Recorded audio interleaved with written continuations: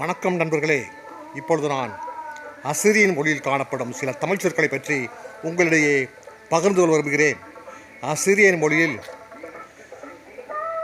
ஹுக்கு என்ற ஒரு சொல் காணப்படுகிறது. HUQU. ஹுக்கு என்ற சொல்லுக்கு பொருள் என்னவெனில் எ பேர்டு. ஆனால் அந்த பறவையின் பெயரை அவர்கள் குறிப்பிடவில்லை. ஆனால் அந்த பறவையின் பெயரை நாம் அது ஒலிக்கும் ஒளியை கொண்டு நாம் அறியலாம் என்று கூறுகிறார்கள். எனவே ஹுக்கு என்பது ஒரு தூய தமிழ் சொல்லான காக்கா என்பதே ஆகும் நண்பர்களே. ஆக காக்கா அல்லது காக்கை என்ற ஒரு தமிழ் சொல் காக்கா என ஒலி எழுப்பும் ஒரு பறவையின் சொல்லானது அங்கே ஹுக்கு என்று மாறுபட்ட சொல் எடுப்பில் ஹுக்கு என்று அசிரியன் மொழியில் பண்டு வழங்கப்பட்டு வந்திருக்கிறது நண்பர்களே. மேலும் அசிரியன் மொழியில் huppadu என்ற ஒரு சொல் காணப்படுகிறது.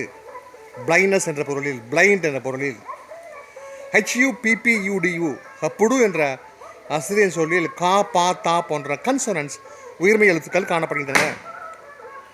கா, பா, தா என்ற எழுத்துக்களுக்கிடையே இன் என்ற எழுத்தை நீங்கள் சொருகி படியுங்கள்.